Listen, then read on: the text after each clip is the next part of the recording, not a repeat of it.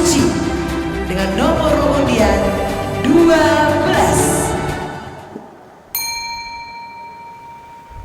Shalom, selamat siang. Yang saya hormati Dewan Juri, Romo, Suster, dan teman-teman semuanya yang saya cintai dalam Kristus.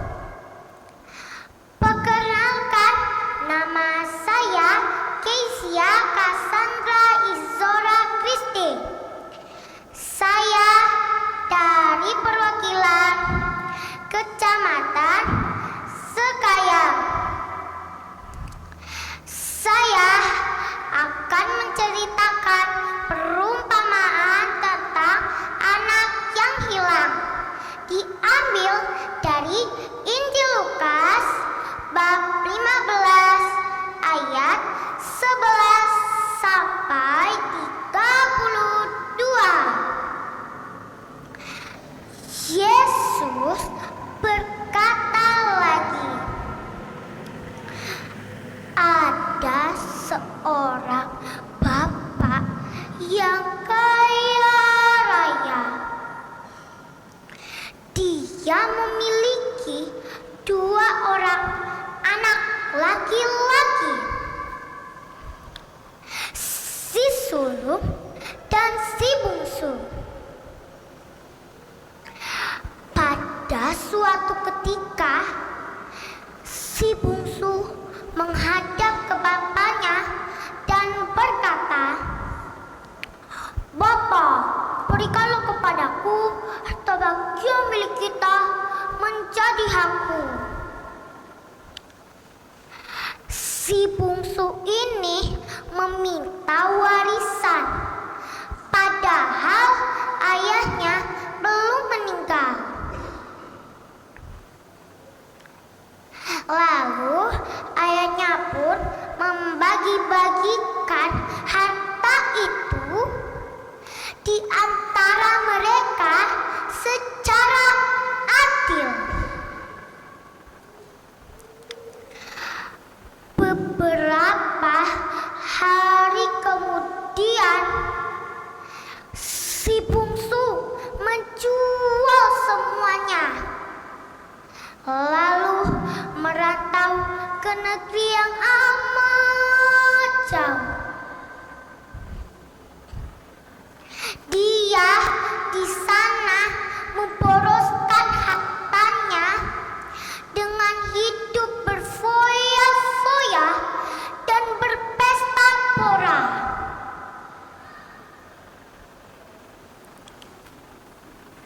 Setelah dihabiskannya semua,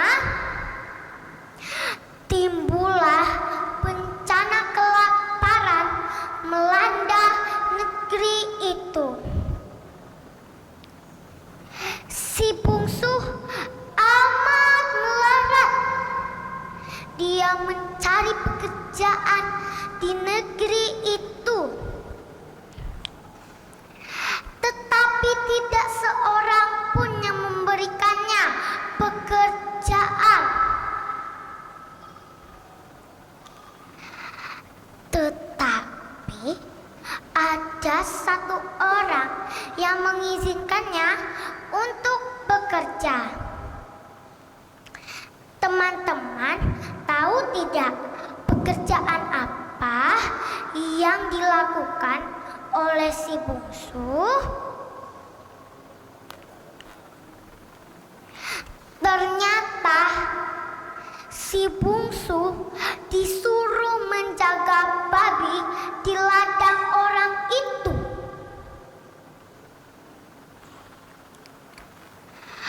Akhirnya si bungsu terpaksa menerima pekerjaan itu karena tidak ada pekerjaan lainnya. Saat menjaga babi, dia amat kelaparan. Ia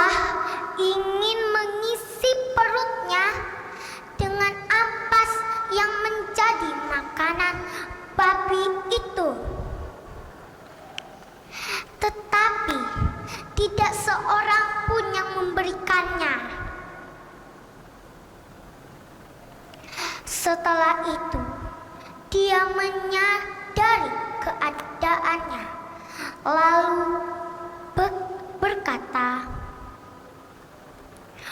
"Bapak, betapa banyaknya orang upahan bapakku yang berlimpah-limpah makanannya. Tetapi aku di sini mati kelaparan." Dia juga berkata sekali lagi, "Dan aku akan bangkit pulang ke bapakku dan berkata, Bapak, aku telah berdosa terhadap surga dan terhadap Bapa. Aku tidak layak lagi disebut sebagai anak Bapa. Jadikanlah saja aku sebagai salah seorang upahanmu ya Bapa." Setelah berkata demikian, dia pun bangkit pulang ke bapaknya. Ketika dia masih jauh, bapaknya sedang melihat si bungsu telah pulang. Dia berlari menjemputnya, memeluknya, merangkulnya, lalu menciumnya dengan belas kasihan. Si bungsu pun merasa sangat menyesal atas perbuatannya itu. Lalu dia pun berkata,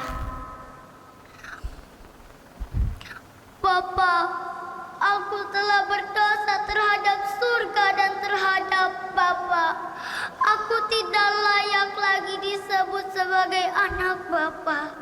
Jadikanlah saja aku sebagai salah seorang upahanmu ya Bapa."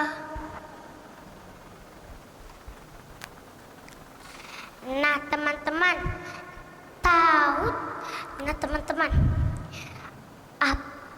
bagaimana sikap sang ayah? Apakah membenci atau memaafkan? Tentunya sang ayah memaafkan si bungsu, karena si bungsu mau bertobat. Sebagai ungkapan rasa syukur, ayahnya pun memanggil hamba-hambanya.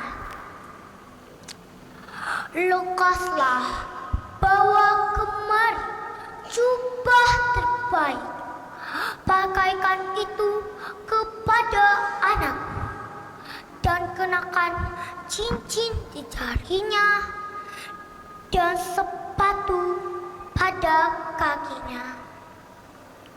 Kemudian ambillah anak lembu tambun itu, sembelihlah anak lembu tambun itu, dan diadakan pesta meriah.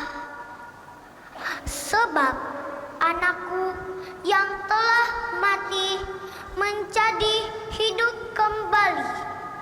Dia yang telah hilang didapatkan kembali." Lalu mereka bersukacita menyambut kedatangan si bungsu. Sedangkan anaknya yang si sulung berada di ladang. Di tengah perjalanan, dia mendengar suara musik dan melihat-lihat orang-orang menari. Dia pun berlari dengan cepat memanggil hambanya, lalu bertanya, "Apa arti semua ini?" Jawab hambanya kepadanya, "Adikmu telah kembali dan ayahmu menyembelihkan seekor anak lembu tambun untuknya. Karena ayahmu mendapatkan adikmu kembali dengan sehat." Maka sangatlah marah si sulung. Dia tidak mau masuk ke dalam rumah. Tetapi ayah yang bijaksana itu pun keluar menghampirinya. Tetapi si sulung menjawabnya dengan sangat marah, "Bapa, telah bertahun-tahun aku telah melayanimu, dan aku belum pernah melanggar janjimu. Tetapi kepadaku belum pernah Bapa memberiku seekor anak kambing untukku nikmati dengan sahabat-sahabatku. Tetapi baru saja datang anak yang telah memboroskan hartamu dengan para pelacur-pelacur. Maka Bapa menyembelihkan anak lembu tambun untuk dia." Lalu bapaknya pun menjawab, "Anakku, engkau selalu bersama-sama dengan aku. Segala kepunyaanku adalah kepunyaanmu. Mari kita patut bersuka cita, sebab adikmu yang telah mati menjadi hidup kembali. Dia yang telah hilang didapatkan kembali." Hai teman-teman, apa pesan dari kisah ini? Yang pertama, Allah itu Maha Rahim dan penuh kasihan loh. Mari kita datang kepadanya dengan rendah hati, minta ampun kepadanya. Yang kedua, kita harus mengasihi dan mencintai orang tua kita dan mendengarkan nasihat mereka. Demikian perikop perumpamaan tentang anak yang hilang. Semoga Tuhan Yesus memberkati kita semua.